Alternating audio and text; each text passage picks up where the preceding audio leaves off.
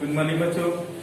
पिछले वीडियो में हम लोग क्वेश्चन नंबर 3 तक जो है सो क्वेश्चन आंसर किए थे। आज की वीडियो में उसके आगे जो है सो 4 नंबर क्वेश्चन का आंसर करेंगे और समझेंगे। देखिए जो है सो क्वेश्चन दिया है अलैंगिक प्रजनन तथा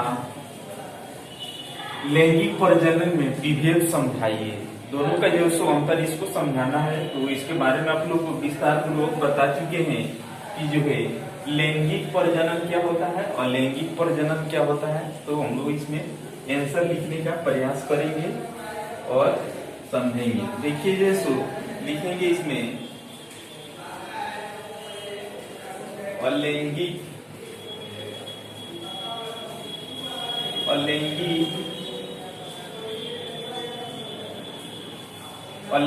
प्रजनन अलैंगिक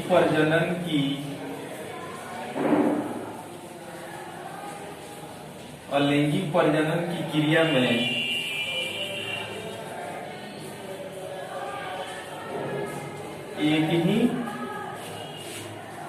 एक ही जीव में अलैंगिक प्रजनन की क्रिया में एक ही जीव में नर एवं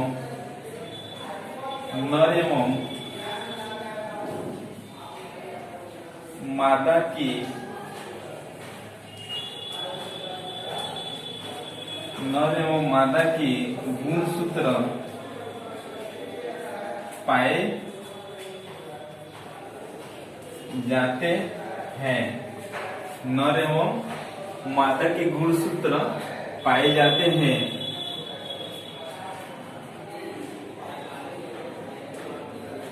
इसे अपनी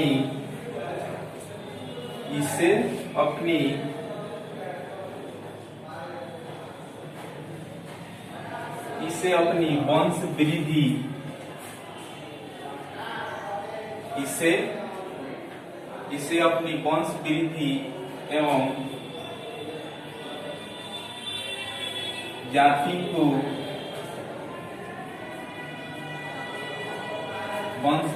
एवं जाति को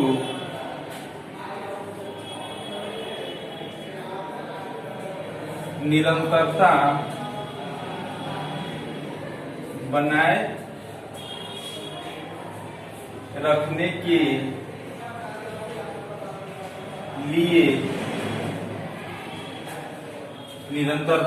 रखने के लिए किसी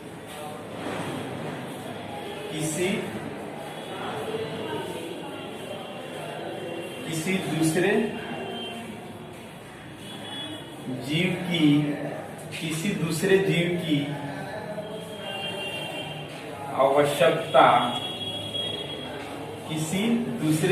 की आवश्यकता नहीं होती है। ठीक है, समझ रहे हैं आप लोग। तो ये लिखे हैं अलैंगिक प्रजनन की क्रिया में एक ही जीव में नर एवं मादा के गुणसूत्र पाए जाते हैं। इसे अपनी वंश वृद्धि एवं जाति को निरंतरता बनाए रखने के लिए किसी दूसरे जीव की आवश्यकता नहीं होती है। समझ रहे हैं आप लोग।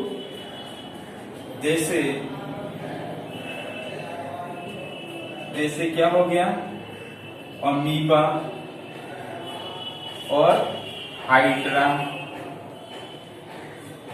समझ रहे हैं आप लोग। तो ये सब जो है सो लैंगिक के अंतर्गत आते हैं। उसके बाद हम लोग क्या चीज लैंगिक के बारे में जानेंगे।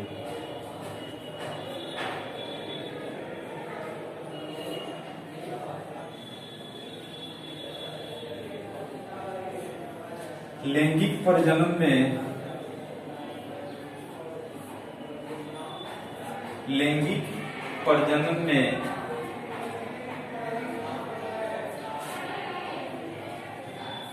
नर एवं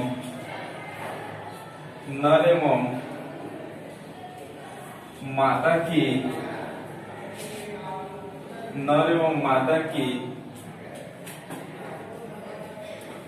गुणसूत्र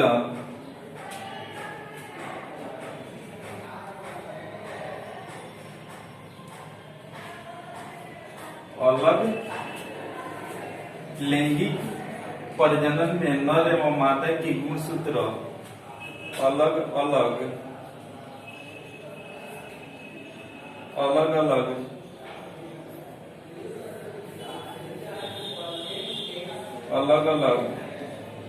पाए जाते हैं। नर एवं मादा के गुणसूत्र अलग अलग पाए जाते हैं, जो कि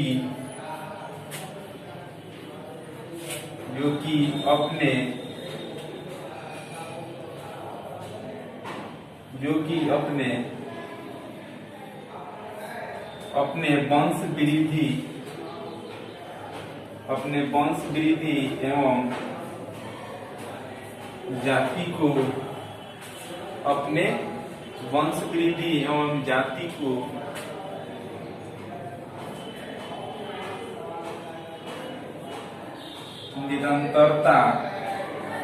वृद्धि एवं जाति को निरंतरता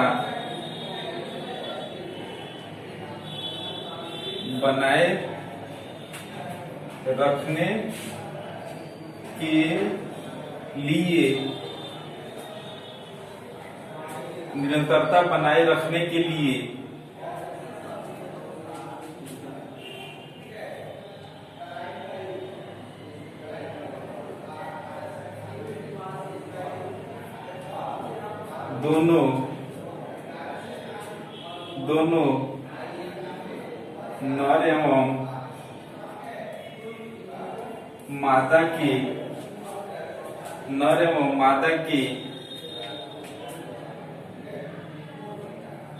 दोनों नर एवं मादा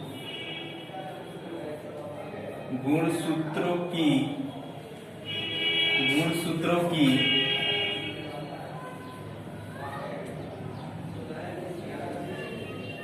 गुणसूत्रों की आवश्यकता होती है।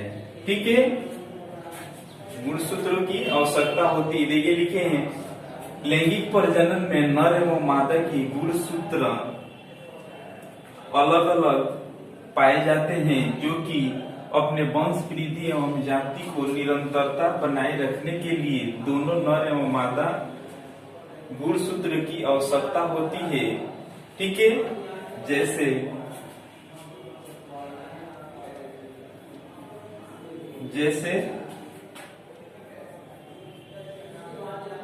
मनुष्य पशु। ठीक है, एग्जाम्पल भी हो गया, समझ रहे हैं आप लोग।